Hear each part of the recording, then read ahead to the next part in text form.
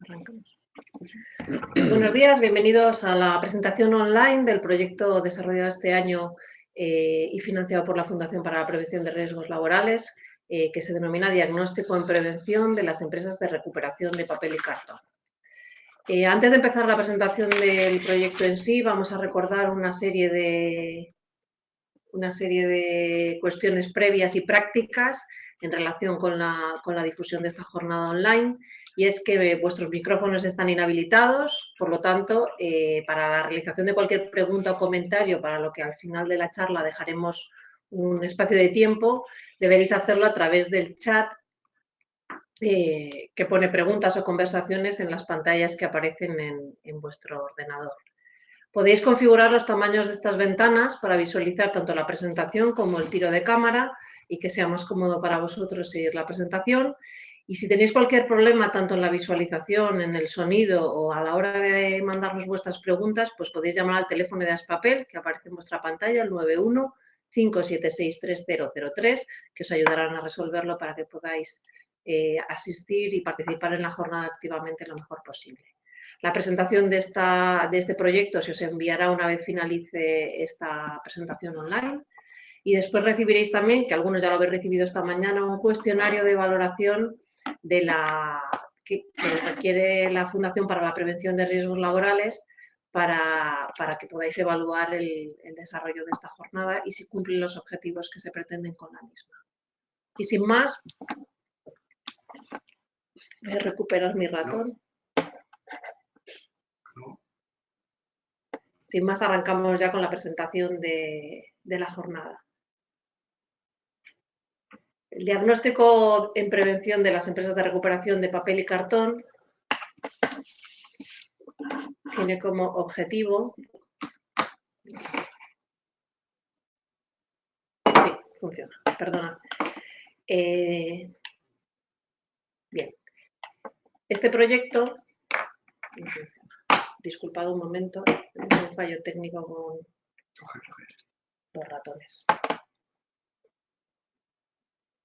Bien, el diagnóstico en prevención que se realiza para las empresas de recuperación de papel y cartón en España nace en el marco de la Mesa de la Nueva Recuperación, que es un grupo de empresas de recuperación en que trabajan para mejorar y avanzar conjuntamente en una serie de aspectos, uno de los cuales es la prevención de riesgos laborales, aquí en Aspapel, y este proyecto está financiado por la Fundación para la Prevención de Riesgos Laborales.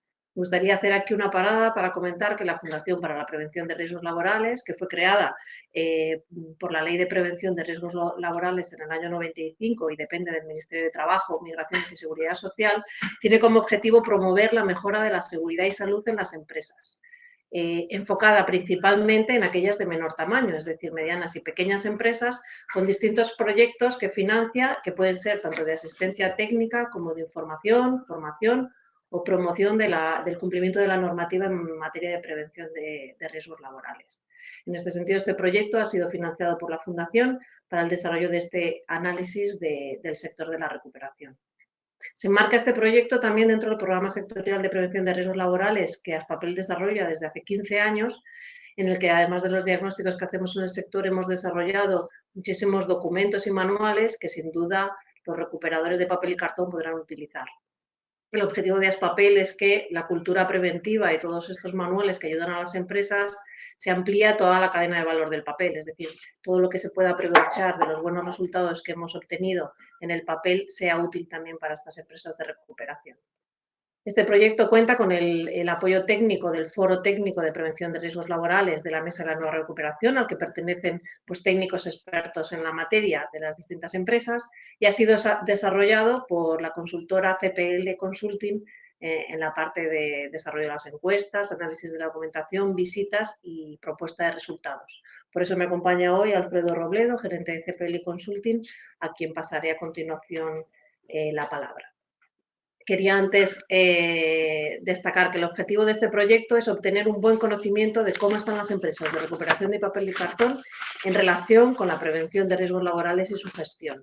El objetivo final de este proyecto es poder disponer de esta fotografía perfecta de las empresas para definir una serie de acciones de futuro sobre las que podemos trabajar desarrollando proyectos sectoriales, igual que hacemos para el sector del papel. La metodología del proyecto ha sido la siguiente en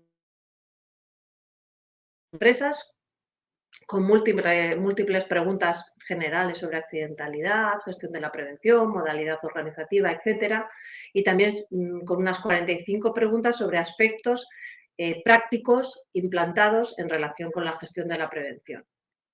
Después se han seleccionado una serie de empresas representativas del sector donde queremos abordar pues, diferentes tipologías de empresas y también según el tamaño de plantilla, es decir, grandes, pequeñas, para poder tener una muestra representativa del sector.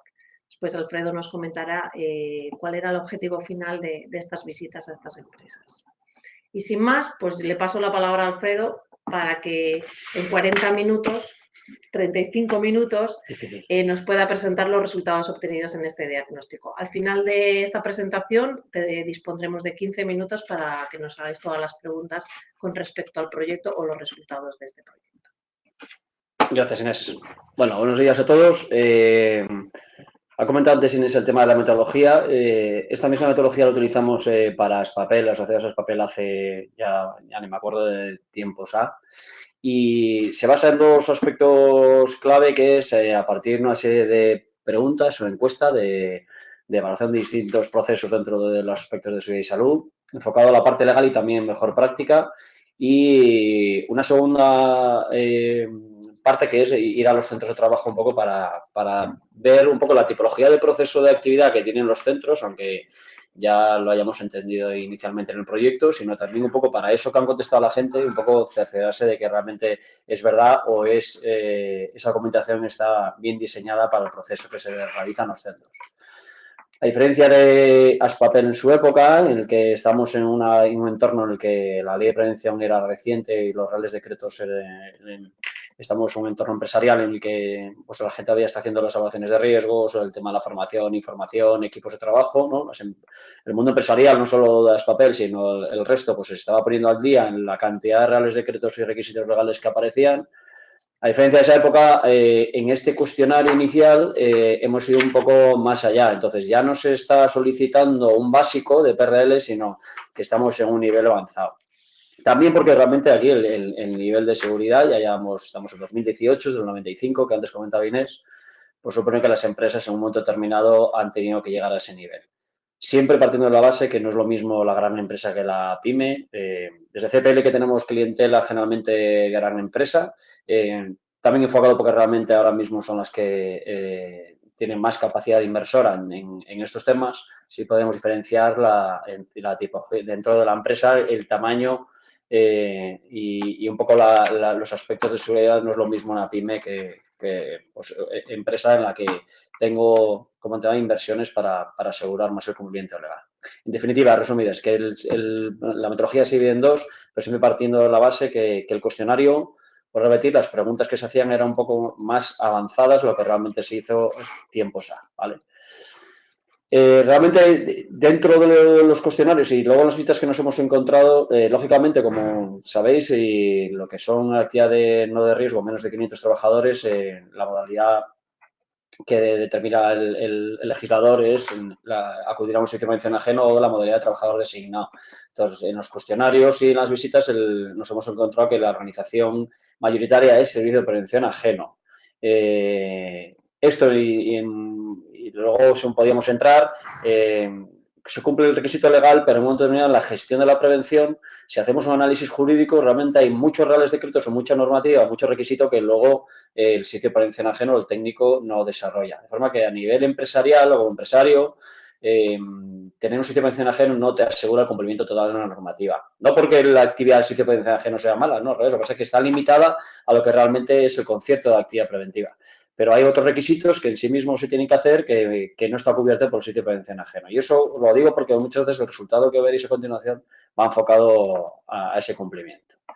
Realmente, aunque la modalidad de servicio de prevención ajeno sí nos hemos encontrado que la persona de contacto de la empresa con el servicio de prevención ajeno a la hora de control, pues deben ser técnicos en el superior, en cierta manera básico en esta actividad que es de riesgo, y sobre todo para entender toda la documentación que genera el sitio de prevención ajeno. O tanto para realmente ser interlocutor a la hora de las deficiencias o posibles dudas que pueda existir a la empresa con respecto a los aspectos de seguridad y salud. Y sí nos hemos encontrado, y lógicamente también pues, es uno de los aspectos que estamos en 2018, es una amplia formación de nivel básico de personal técnico. ¿Eso qué significa? Que, bueno, que por lo menos no son expertos en la parte de prevención, pero el tener una formación de 50, 60 horas, pues hace que algo te suene desde el punto de vista de prevención. Los trabajos contratados realmente son servicios especializados que, como tal, la plantilla de las empresas no tiene para desarrollar y si contratas fuera, y generalmente están enfocados todo el tema de servicios, ¿no? Entonces, cuando se ha preguntado un poco para la plantilla, pues el 10% de las plantillas o de los servicios que desarrollan los centros es de contratas y el 9% del personal de este tipo de empresas es de ETTs. Las encuestas, que es lo que dice la gente, que no significa que luego sea estrictamente el cumplimiento legislativo, sino lo que entiende la persona o la empresa por lo que se le ha preguntado. De las encuestas recibidas, mayoritariamente contestan afirmativamente en todos esos aspectos que veis. O sea, realmente sí estamos, es un aspecto del 2018 en el que, lógicamente, casi todas las empresas, o el 100% de las empresas, sí tienen la evaluación de riesgos realizadas, que es el que determina lo que hace el servicio de prevención ajeno, ¿no? En aquellos, la modalidad, como decía antes, más amplia. Entonces, sí la evaluación de riesgos del puesto, luego veremos las específicas que ahí un poco se está trabajando ahora mismo en este proceso, pero sí la evaluación de riesgos del puesto de trabajo en sí está bien hecho. Se hace un seguimiento de lo que es la acción correctora, las deficiencias que a partir de la evaluación de riesgos surgen y como tal las empresas invierten en ejecutar esas acciones correctoras. Casi todas las empresas donde se han contestado sí existen planes de formación asociados a las necesidades que en un momento determinado pueden tener el personal para trabajar o en el equipo de trabajo o en la actividad que se le han concretado. Las medidas de emergencia, el plan de protección, si relacionamos el tema del sistema de prevención ajeno, ¿no? Pues es una de las actividades que como tal hago evaluaciones de riesgos y a la vez te hago el plan de emergencia. Todo el tema de vigilancia de salud, la sistemática de evaluación en el sentido de que el técnico de prevención tenga más o menos horas de dedicación en las plantas y cuando va, si en todo momento asegura que a la hora de cambio de equipo o personal, etcétera, la evaluación de riesgos se queda actualizada. El seguimiento de la acción correctora que veíamos nosotros en la planificación se hace muchas veces porque la aprobación desde del empresario principal y todo el tema de investigación de accidentes y lo que es la información del trabajador, pues eso es lo que mayoritariamente el personal ha contestado. Vuelvo a repetir, sin tener constancia documental, que realmente, inicialmente, cuando analizamos esos cuestionarios, es lo que nos hemos encontrado, ¿vale? Es lo que la gente responde del tanto por ciento que son procesos que están bien adaptados. Si nos vamos en cambio a las preguntas que les ha hecho en tema de menor implantación, y esto rescato los que he comentado antes, que se les ha hecho preguntas un poco más avanzadas que van más allá de un poco del cumplimiento legal, pero también hay que entender y también si tenemos en cuenta el tema de la inspección de trabajo o desde el punto de vista legal, pues los requisitos que se pidían a una empresa hoy en día, pues lógicamente tienen un enfoque que ya no te quedes en el básico, sino que has tenido que avanzar. Entonces, veis un poco qué es la evaluación de contratistas que se le preguntaba. No es tanto que entreguen documentación o el proceso de intercambio documental, sino realmente aquellas contratas de actividad propia de los centros o que van de forma continua o que realizan parte de la actividad de la empresa, pues si existen valoraciones posteriores del cumplimiento del tema PRL. Un tema importante que recalcaremos y veremos luego si hay tiempo es el tema asociado al 1215 y con la posterior modificación del 2008 del 1215 con el tema del expediente técnico, de maquinaria, etcétera. Entonces, veremos luego que al final, desde el punto de vista de equipos de trabajo, no en ningún caso entendemos que el sector está deficitario de que tiene equipos peligrosos, sino realmente lo que el enfoque es muchas veces en las empresas se quedan tranquilas con lo que es la certificación CE. Y como sabéis, eso muchas veces no asegura que el equipo sea seguro. Entonces, realmente el requisito pasar el 1215 a cualquier equipo tenga marcado CE o no, pues una sistemática que realmente no está poco implantada según los cuestionarios. Todo el tema de evaluaciones, veis ahí, todo el vigilancia de salud, pues que no quedarse solo una memoria del sitio de prevención ajeno, de lo que cuántos récords han hecho y cuántos son aptos o no aptos, sino ir un poco más allá para ver si hay un tipo de afección en la salud de los trabajadores y para eso es necesario hacer un estudio epidemiológico que que hoy en día los servicios de prevención ajenos no se está realizando, ¿no? Y sí es importante, sobre todo para no quedarse, vuelvo a repetir, en temas de a corto plazo, sino a largo plazo es mi proceso en sí, cómo está afectando al tema de salud. Un aspecto que sale en todo el sector industrial hoy en día y muchas compañías grandes, estos sectoriales, es el tema famoso psicosocial. Bueno, este es un tema complejo. Como sabéis, la evaluación de riesgos psicosociales realmente habría que hacerla desde la ley 3195. En España están divididas en 3 especialidades técnicas y yo tengo que evaluar los riesgos en las 3 especialidades, siempre que los tenga, lógicamente. Pero el tema psicosocial, sabéis que la Inspección de Trabajo entiende que esto es un tema sí o sí, y en el entorno de empresa grande, pues sí tenemos no el 100% ha hecho la evaluación psicosocial, y si nos vamos a la PYME, pues menos aún. Pero es un tema que habrá que adaptar al futuro por la parte psicosocial, ¿vale? El tema de proyectos y es la gestión de cambios y es un poco aspectos que antes de introducir un cambio dentro del proceso técnico de la planta se tenga en cuenta todos aquellos aspectos de seguridad y salud previamente. Es decir, si yo voy a cambiar la prensa, voy a cambiar la cinta transportadora, porque en vez de lineal está en codo, pues la cuestión es que antes de hacer ese cambio, preguntar a mi servicio de prevención ajeno, a mi técnico de prevención, que realmente qué aspectos habría que introducir antes para que el cambio ya una vez implantado vaya con todos los aspectos de seguridad y salud. Y no como se hace continuamente o normalmente, que es hago el cambio y luego analizo los aspectos de salud y resulta que me he encontrado deficiencias que hay que subsanar y que podían haber sido fácilmente subsanables en la fase inicial del proyecto, ¿no? Ingeniería básica.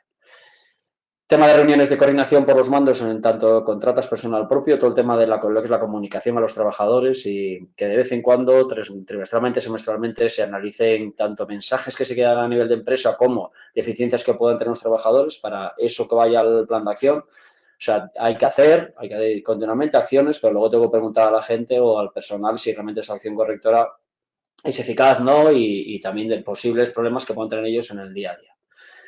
Auditorías de prevención, como sabéis en España, es solo las empresas que forman servicio de prevención propio mancomunado tienen que obligar a auditarse. Si estás en un sector en el que la empresa es menor y tiene la modalidad de servicio de prevención ajeno, pues lógicamente no están auditadas. ¿Significa esto que es al ser una obligación legal, oye, pues entonces no lo hago? Sí, o sea, legalmente no hay ningún tipo de problema. Lo que pasa es que de vez en cuando venga alguien y te analiza cómo tienes tu sistema de gestión con respecto a los requisitos legales, partiendo de la base, yo os he comentado antes que en la modalidad de servicio de prevención ajeno no asegura el cumplimiento total de todos los requisitos legales. Está bien muchas veces que se haga un tipo de auditoría voluntaria por empresa acreditada o no, para un poco analizar todos los reales decretos y ver si se cumplen o no. Entonces, eso realmente la empresa pues se queda eso, y si no tengo obligación legal, pues tal como no hago. Ese análisis de la auditoría, lo mismo desde el punto de vista del sistema de gestión por la dirección. Es decir, yo invierto, yo como empresario evalúo mis riesgos, doy información, doy equipos de acción individual y realmente al final hay poca empresa que tenga implantado un sistema de, bueno, ¿y ese sistema está funcionando o no? O yo tengo un sistema de gestión que no cambio desde hace 5 años, o tengo un plan de prevención que llevo 5 años y sigo aumentando el nivel de accidentalidad, o sigue teniendo los mismos accidentes. Entonces, eso que desde el punto de vista de auditoría se podía hacer también enfocado a una parte de que la empresa determine si la eficacia o no de ese sistema de gestión. Los grupos, bueno, el tema de permisos de trabajo, básico en actuaciones en equipos que tienen este tipo de plantas en las que sí es necesario en muchos de los casos bloquear el equipo, señalar y una autorización para poder trabajar ahí. Y esto no es un momento determinado un requisito legal, pero sí es una sistemática que en cualquier parte del mundo, etcétera, está implantado, y en este tipo de plantas sí sería necesario en actuaciones, vuelvo a repetir, en equipo, operando o no. Entonces, un poco ver el cumplimiento de esos permisos. Grupos de trabajo asociados a mejores prácticas y diseñar procesos como más específicos a la actividad del centro, partiendo pues que esté personal de mantenimiento de operaciones a la hora de diseñar esa norma. La inclusión de la evaluación de desempeño, os comentaba antes al principio del tema de evaluación de contratistas, y yo sí en una sistemática puntera en el sentido de que si yo aún mando a un responsable de planta, le digo que tiene que hacer 3 inspecciones o le digo que tiene que dar una charla cada 2 meses, yo al final de año sí debería establecer si lo ha hecho o no. Entonces, la evaluación de gestión de desempeño en materia de seguridad y salud tiene buena eficacia y, sobre todo, es una ventaja para limitar la responsabilidad penal del mando. Si yo le digo al mando qué tiene que hacer, pues lo lógico es que a final de año lo evalúe, de forma que también le avise que si no lo hace es perjudicial para la empresa, para todo el tema de responsabilidad de sociedad, pero también de forma personal para él, porque si lo hace estará mejor protegido.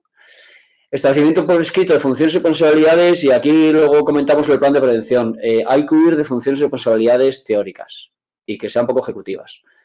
Y ya si hacemos un link con el punto anterior de desempeño. Entonces, la elaboración de planes de prevención por parte del servicio de prevención ajeno, si alguna vez los directivos vuestros lo leen, verán cosas que son imposibles de cumplir. ¿Por qué? Porque son verbos asegurar, garantizar, velar, aspectos que son muy etéreos y poco ejecutivos. En caso de accidente, el juez va a pedir el plan y si el plan pone eso, te van a hablar por lo que ponga ahí. Entonces, ojo con esto por el hecho de cuando se pone por escrito no es que no estén definidas y luego veremos que es una sistemática que está bien puesto porque el plan aparece, sino es necesario un poco adaptar o hacerlo ejecutivo. Lo he pasado yo. Atrás. Bueno, eficacia de la formación, igual que el evaluación de contratistas, pues igual que gestión de desempeño de mandos, ver si la formación que estoy dando es la adecuada a la actividad. Si doy formación y el nivel de accidentalidad en la causa del accidente es porque el personal tiene poca práctica o tiene poca competencia para manejar el equipo, entonces realmente que la formación que estoy dando es poco eficaz. Si el personal se queja que la formación que se da es muy teórica y poco práctica, entonces la formación no está siendo eficaz. Entonces sí hay que establecer o está poco estandarizado en este tipo de empresas la valoración de esa formación. Y luego, por último, la observación de comportamiento clave, que es el tema de inspecciones, que tampoco están implantados este tipo de sistemáticas. Bueno, luego las visitas, os comentaba, ¿no? Desde un punto de vista teórico, lo que nos corresponde las empresas, de aquellas que respondieron, pues luego vamos a campo un poco para entender un poco la respuesta y empresas que han respondido porque han entendido eso y muchas veces ver la veracidad de lo que han contestado. Aparte de un poco de ver posibles mejores prácticas que se pueden implantar, que no van, porque la encuesta es muy reducida, porque no se le hace muchas preguntas, si no la gente no contesta, sino también ver, y ya que estamos en las visitas que se hicieron a plantas, ver, hacer un análisis global de todo el sistema, ¿vale? No solo enfocado a los procesos que estaban dentro de la encuesta. Veis ahí el resultado de la visita, si podemos agrupar, ¿no? Lo positivo y lo negativo, y aunque lo hemos comentado antes un poco en el cuestionario, lógicamente el plan de prevención, sabéis, es una obligación de la Ley 54 del 2003 y no hay ninguna empresa que hoy en día no tenga un plan de prevención. Eso no significa que el plan de prevención esté bien hecho, asociado no al contenido, sino a que los procesos definidos en ese plan o, sobre todo, el tema de funciones y responsabilidades de la línea de mando esté bien armado. Entonces, importante, y a la derecha veis la parte negativa. Entendemos que el mando de este tipo de plantas tiene poca visibilidad en tema de PRL. No es que no importe la parte de su salud, que en todo caso cuando hemos ido a las plantas nos han recibido y no hay ningún problema, sino que esa visibilidad lo documenta poco. Entonces, el liderazgo de mandos a la hora de, que es verdad que en las visitas la gente o la línea de mando, cuando hemos preguntado y hemos estado con ellos, sí se demuestra esa preocupación, pero tiene en un momento determinado la parte derecha que veis ahí, lo que es la importancia de integrar en la comunidad de funciones, no documenta esa visibilidad. El problema que tiene esto, y la práctica puede funcionar, el problema es que si algún día alguien me valora, y sobre todo la administración me está valorando, de yo, Alfredo Ruedo, cómo estoy integrado de la prevención, sabiendo que es un requisito legal, pues el problema que tiene eso es que puedo demostrarlo poco. Y si me voy a un plan de prevención en el que encima se dicen florituras sobre mí, pues tampoco, tendré mucha dificultad a la hora de demostrar eso. Entonces, los dos puntos de plan de prevención liderazgo de mandos a la izquierda, que son positivos, ojo porque en sí mismo hay que trabajar, ¿vale? En concretar esas funciones que tienen que hacer los mandos con verbos ejecutivos y sobre todo enfocarla que al mando realmente es el beneficio de la salud, que todos estamos de acuerdo, que el hecho de que no se mate gente y no tenga accidentes, pero también tiene un concepto de hay que protegerse. Entonces, cuanto más clarito estén las funciones, mejor para el mando a la hora de saber qué es lo que tiene que hacer, que en un momento determinado es lo que podrá demostrar.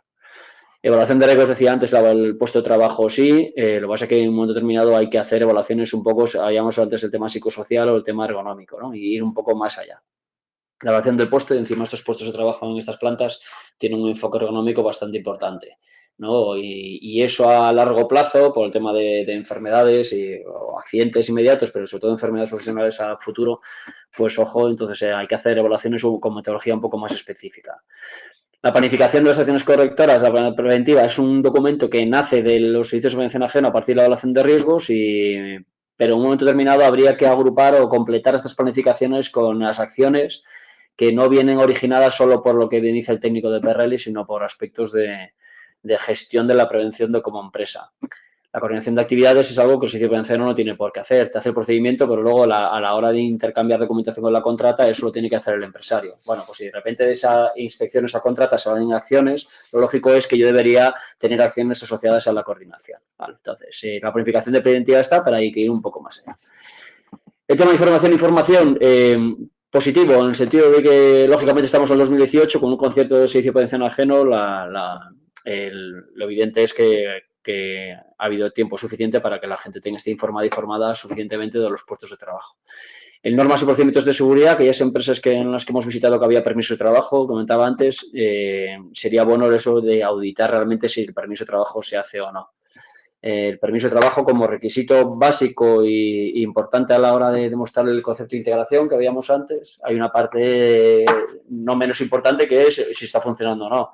Si estoy haciendo permisos y no bloqueo y no señalizo, y por mucho que tenga un papelito, si al final es que tengo que asegurar que se cumple esa norma.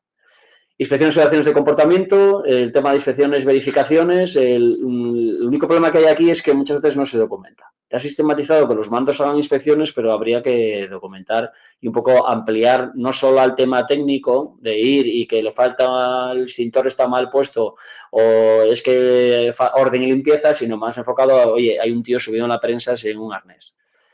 Entonces, realmente el alcance de la inspección no es tanto la inspección de las condiciones técnicas de la instalación, sino habría que ampliarlo un poco más al comportamiento inseguro del trabajador, ¿vale? Que es y lado con la parte de funciones, pues algo que debería tener, cualquier mando debería hacer inspecciones sí o sí. Revisión de equipos e instalaciones, todo lo que son revisiones reglamentarias, baja tensión, mantenimiento preventivo de los equipos, eso no nada que objetar. Lo único que decíamos antes es la aplicación del 12-15 a los equipos C.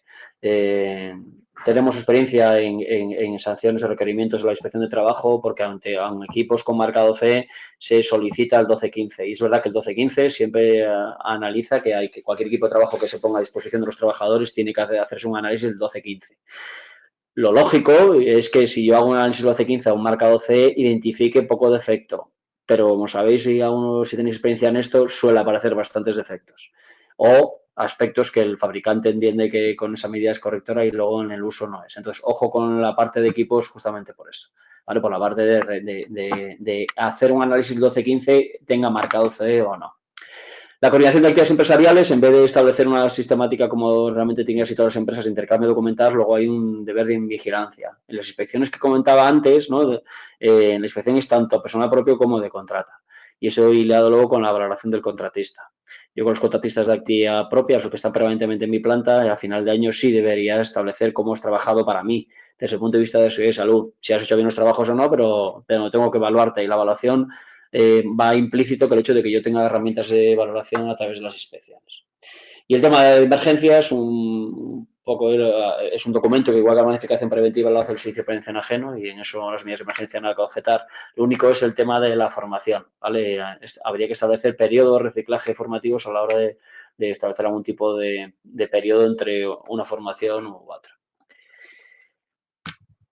Por experiencia con Inés en Aspapel y con aspectos que serían creo que muy aplicables a este tipo de empresas y partiendo de la base de que si alguien ya ha hecho algo bueno, pues la cuestión es utilizarlo. Se establece o hemos recomendado unas guías de actuación. Podríamos estar ahí de poner 25, pero bueno, al final un poco vamos a las acciones que en un momento determinado sí recomendaríamos establecer, ¿vale? De todo lo que hemos visto anterior, de los puntos fuertes y débiles. Un aspecto es importante y que antes Inés ayer estábamos en un cliente y no entendáis críticas a los servicios de prevención ajenos, pero muchas veces el plan de prevención de las empresas, cuando es elaborado por el servicio de prevención ajeno, porque lo hace, pero en ningún caso hay el requisito legal que el plan de prevención sea elaborado por el servicio de prevención ajeno, Entonces, una recomendación que, aunque sea elaborado por estos, siempre sea un documento que lo vuelva a elaborar, hacer una reingeniería y al final sea un documento empresarial en el que yo identifique cómo doy respuesta a todos los reales decretos y la manera y la forma que yo tengo según mi organización. Entonces, tenéis un documento muy específico y en su época, y luego cuando hemos hecho valoraciones luego con los asociados a papel, lo valoraron positivamente, creo que sería de utilidad y ahora estamos en proceso con Inés de adaptarlo estaba adaptado a la norma OSA que hicimos y ahora a la futura ISO. Podría utilizarse la guía modelo que se hizo con el plan de prevención como guía modelo para que este tipo de vuestras empresas se utilice como una guía, ¿no? Para realmente tener planes muy ejecutivos, muy adaptados a este proceso. ¿Vale? Y luego también se elaboró una guía de coordinación con los sitios de prevención ajeno, también un papel que creo que es de utilidad para saber hasta dónde llego y hasta dónde no, y hasta qué capacidades tiene un sitio de prevención ajeno de hacer documentación y hasta dónde no. Entonces, creo que son dos documentos que son útiles de por sí, sobre todo asociado al tema del plan de prevención para un poco elaborar planes de prevención muy ejecutivos y muy específicos a cada una de vuestras empresas. Sobre todo porque contempla todos los procesos en el que una empresa tiene que dar respuesta. ¿Vale? Decía antes, en vez de puede ser un plan de prevención deficitario porque el sitio de prevención ajeno no ha puesto procesos que en sí mismo no le competen a él y la guía es un poco como un recordatorio para decir, oye, de todo tú como empresa tienes que dar respuesta a todo esto. Hazlo de esta manera, de una manera más o menos ampliada, pero eso al final es una guía, pero sí es interesante que utilizáis. Adecuación de los equipos de trabajo críticos, creo que es importante y como segundo punto, tenga CE o no, hacer siempre un análisis del 12-15. Poco para un equipo ahora que venga perfectamente con la declaración CE y con el expediente técnico, con el análisis de riesgos, según la nueva directiva, pero es recomendación y cuando hemos ido a las visitas sí nos hemos encontrado que hay determinadas actuaciones en algunos equipos que eso no está controlado. Entonces, sería importante prioritario que hacer un análisis 12-15 de los equipos que tenéis en las plantas. Con sitio de prevención ajeno, con OCA, pero sí un análisis del anexo 1 y anexo 2 del Real Decreto, para aseguraros al 100% que los riesgos, tanto en operación como en mantenimiento, están controlados. Otro aspecto que creo que es necesario es el cuadro de mando de la prevención y que realmente los seguimientos de la dirección de vuestros directores en la actividad preventiva no se enfoque exclusivamente a colocar señalización, a adecuar equipos, sino un poco establecer algún tipo de cuadro de mando de accidentalidad, tipología de accidentalidad, tanto por ciento de comportamientos seguros con respecto a inseguros, o sea, trabajar un poco más en lo que son los KPIs asociados a seguridad y salud, ¿vale? Y no quedarse solo en lo que es el seguimiento de la acción. El otro punto es el análisis de tareas y es para todo lo que se realiza en la planta, ahí tienes tareas de actuación sobre todo en equipos, de trabajos en altura o posibles situaciones de atrapamiento en las que requeriría un procedimiento, una instrucción un poco más concreta. Es decir, dar el proceso, explicar el proceso desde el punto de vista de tareas, ¿no? A través de pasos.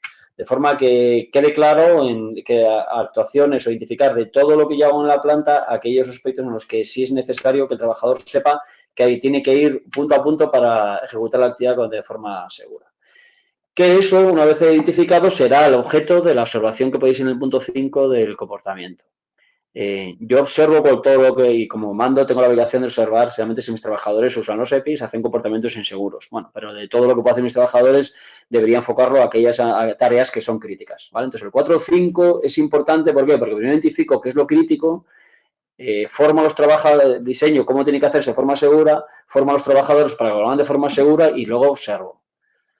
Porque la cuestión es que si yo digo que se hace de una manera como empresa, ese trabajador tiene que cumplirlo y si no lo cumplo tengo que adoptar un tipo de acción. ¿Vale? Entonces el 4 o 5 es básico a la hora del control de la accidentalidad, que puede ser, sobre todo en esto, que las consecuencias pueden ser graves o mortales. Es una actividad y es un proceso que es complicado. Y el punto 6 es muy fácil decir es una oficina, pero el tipo de plantas de orden y limpieza es complicado. En sí el proceso, ¿vale? No somos no sois un despacho en el que todo puede estar libre y el papel tiene que estar en la papelera. Bueno, en vuestro caso, pues ya solo en sí la actividad va implícito que el orden y limpieza sea algo, el caballo de batalla. Y sí o sí va a obligar a que establecer procedimientos de sistemática enfocados continuamente a lo que es el orden y limpieza. partiendo de la base que se entiende desde el punto de vista como consultores la dificultad que tiene este tipo de procesos.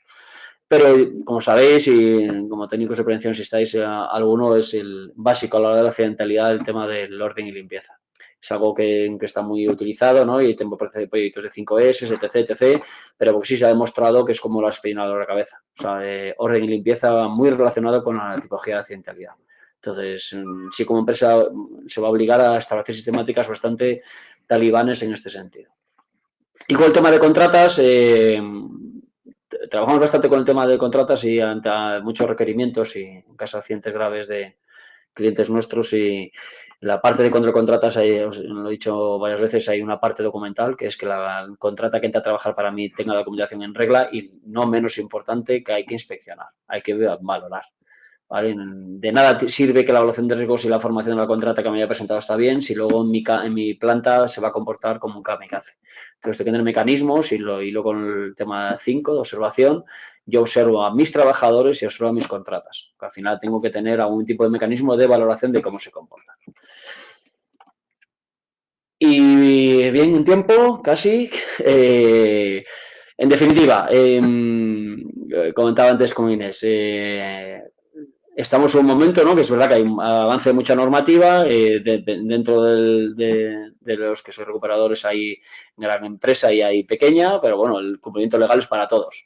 Esto es avanzar poco a poco, como sabéis, oye, pues la perfección no puede ser y hasta ahí y mañana no tenéis cumplir, o sea, mañana no estaréis todos perfectos, pero es un poco de actuar, que es un poco, muchas veces siempre recomiendo ante la inspección de trabajo, no es lo mismo quedarte quieto y decir, no, es que a mí es imposible cumplir esto, voy haciendo algo. Entonces creo que, no por hacer la pelota a Inés, pero sí creo que Aspapel tiene documentación bastante amplia y creo que puede ser utilidad en este tipo de empresa. De forma que si ya algo ha sido útil y ha sido objeto de implantación en empresas de papel, creo que aquí va a ser básico. Entonces hay una parte de recorrido que se puede utilizar y creo que es importante utilizar y a futuro. O sea que nada, muchas gracias. Perfecto, gracias, Alfredo. Un buen resumen de lo que es el diagnóstico que estará a vuestra disposición en cuanto terminemos esta jornada. Os la remitiremos en formato PDF por correo electrónico junto con esta presentación y estará colgado también en la página web de Aspapel también de forma inmediata. En el diagnóstico se analizan, como nos comentaba Alfredo, no solo la situación del sector, sino estas acciones de futuro. Sí me gustaría puntualizar que lo que denominamos guía de coordinación con el Servicio de Prevención Ajeno no lo ha desarrollado todavía Aspapel, por cuanto en Aspapel, si bien hay muchos conciertos con servicios de prevención ajeno, no son la mayoría, como en el caso de las empresas de recuperación, pero sí en su momento se hizo difusión de un trabajo muy bueno realizado por Foment del Trabajo, desde su gabinete técnico, donde efectivamente era un manual de qué tengo que exigir a mi servicio de prevención ajeno para que me ayude en lo que es la gestión de la prevención que viene basado en mi plan de prevención. Sí que es verdad que la guía modelo de plan de prevención de Aspapel, que se desarrolló ya en el 2005 con la ayuda también de CPL, es un documento muy interesante que yo creo que pueden utilizar las empresas del sector de la recuperación porque a distinto nivel recoge todos los cumplimientos, tanto legislativos como cumplimientos legales, como el cumplimiento que decía Alfredo de la OSHAS 18001, y podemos anunciar que próximamente adaptaremos también a la ISO 45001 para que en los próximos años, hasta el 2021, pues ya podáis tener las ISOs de calidad, medio ambiente y ahora de seguridad y salud. Todas estas acciones de futuro, sin duda, serán analizadas con interés por el foro técnico de la mesa de la nueva recuperación y sin duda pues darán lugar a proyectos que esperemos que podamos desarrollar en los próximos años para que sectorialmente sirva de ayuda para que el objetivo final, que es reducir la accidentalidad en las plantas de recuperación de papel y cartón. Dicho esto, abrimos la parte final de la jornada en la que podéis hacernos llegar vuestras preguntas. Como decía al inicio, tenéis un chat en la pantalla de vuestro ordenador donde tendréis que escribir las preguntas. Según las vaya recibiendo, se las haré bien Alfredo o las contestaré yo misma en función del alcance. Os invito a que hagáis preguntas o comentarios sobre el diagnóstico.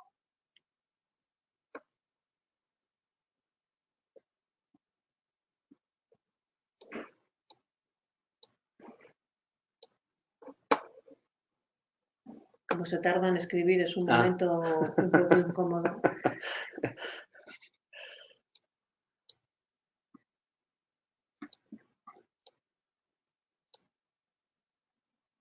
Bueno, aprovecho mientras nos llegan las preguntas para agradecer a las empresas, no solo a las que participaron cumplimentando las encuestas, que comentaba Alfredo que eran pocas preguntas. Yo considero que eran suficientes, adecuadas y suficientes, como dice la ley de prevención. Y también especialmente a las que nos dejaron visitar sus instalaciones porque nos dedicaron gran parte del día. Hicimos una auditoría muy completa y profunda de lo que era su sistema de gestión de prevención, además de visitar las instalaciones, y quería desde aquí pues darle todo nuestro agradecimiento porque han colaborado y participado pues del proyecto y nos ha ayudado a tener una visión pues más real de lo que son de lo que es el sector de la recuperación y su problemática en prevención de riesgos laborales. Nadie se anima a hacer ninguna pregunta. Si no hay ninguna duda, el diagnóstico estará a vuestra disposición inmediatamente, como os comentaba, y cuando tengáis la posibilidad de leerlo con mayor atención y tranquilidad, pues estamos aquí dispuestos a responder en Aspapel a cualquier consulta que podáis tener al respecto. Tenéis la encuesta también de valoración de lo que es la jornada, que os agradecería que nos cumplimentarais si nos hicierais llegar. Y bueno, ahora llega la siguiente pregunta. Bien, nos preguntan si podemos detallar un poco más el estado de las empresas del sector en cuanto a la evaluación de riesgos psicosociales. Alfredo. Pues a ver, de lo que han contestado, claro, aquí no podemos ser 100%, de lo que han contestado y de cuando hemos ido es bastante, o sea, a nivel sectorial es bastante deficitario en el sentido que no se ha hecho. Pero ¿por qué es complicado? A ver, aquí habría, claro, podríamos hacer otra jornada psicosocial. O sea, por experiencia nuestra en este ámbito. Sabéis que el tema psicosocial, como es a partir de cuestionarios, ¿no? Pues el instituto o la metodología que elijas y luego entrevistas, muchas veces el número de trabajadores de la empresa es crítico a la hora de hacer la evaluación psicosocial. Es decir, si el número de trabajadores, así por experiencia, ¿no? es de menos de 15, menos de 10, limita. ¿Por qué? Porque el trabajador, claro, a la hora de contestar y luego analizar los cuestionarios es muy fácil determinar quién ha dicho quién no. Entonces, muchas veces la inspección de trabajo, cuando requiere evaluaciones psicosociales, se equivoca porque no es lo mismo una empresa de 700 que de 15. Entonces, partiendo de la base que de la PYME, la evaluación psicosocial, el Ministerio debería adoptar o especificar. Hay una guía, se ha establecido pues, que en vez de cuestionarios sea mediante entrevistas, etcétera. Bueno, es complicado que la evaluación psicosocial se haga en la PYME. Entonces, partiendo de esa base y luego vamos a, bueno, pues a empresas de más de 25, más de 50, las que sí que se pueden hacer. Hoy en día casi nadie, por no decirte casi el 100%, ha hecho la evaluación psicosocial. Pero es importante y recalco el tema, es de dimensionamiento de empresa, porque es complicado hacer evaluación psicosocial con cuestionarios en empresas de menos de 15 trabajadores. Y luego en la gran empresa, el tema psicosocial, y si sois técnicos lo sabréis, el empresario lo ve pues como el gato cuando tiras al agua. Es un tema complicado dentro de la organización, hay un tema que muchas veces se equivoca y se dice, no, la evaluación psicosocial lo que va añadido es que hay que contratar más gente. No, mentira. Entonces, un aspecto que es complicado en sí, porque es verdad que no tocas, no es una parte de seguridad y ergonomía en el que yo te aplico una medida, sino la parte es un poco de sensación del trabajador, metodología para, pues, para que el tío no se suponga un riesgo en el ámbito de organización de la empresa, y es complicado. Entonces, de forma resumida, deficitario sí o sí, pues a lo mejor nos hemos encontrado pues solo el 1% que ha hecho una evaluación psicosocial y no completa. Y si vamos al sector industrial, no solo este sector, pues el tanto por ciento de evaluaciones psicosociales a lo mejor pueden ser un 5%, 10%. Porque es complicado, ¿eh? Es complicado porque estamos hablando de tema de organización.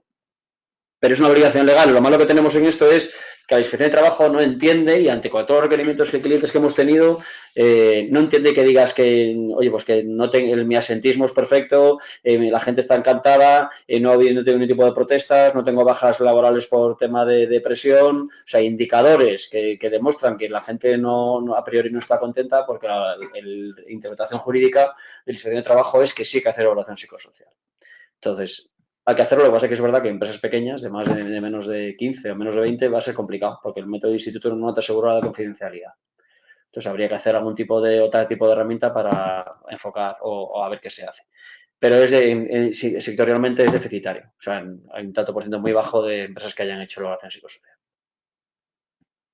Si sirve de ayuda, en Aspapel hicimos un manual de cómo abordar la evaluación de riesgos psicosociales y en la primera parte es donde evaluaremos el riesgo en la medida en que exista. Pues, Un poco el comienzo del manual va por ahí, no tanto tener una evaluación de riesgo, sino identificar si el riesgo existe y en caso de que exista es cuando tengo que evaluar ese riesgo. Es decir, si no tengo contaminantes químicos en mi instalación, no tengo que evaluarlos, pero sí es verdad que en la evaluación de riesgos general de la empresa tiene que venir identificado el riesgo y evaluado como no aplicable o no necesario evaluar en mayor profundidad.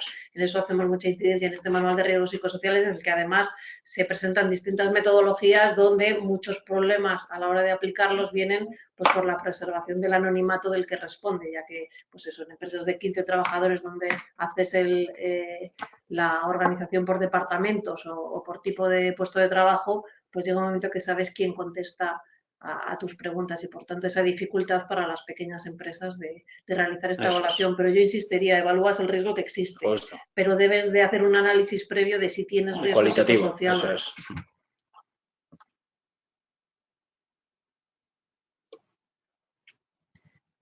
¿Tenéis alguna pregunta adicional? Estamos en tiempo, todavía tenemos 10 minutos.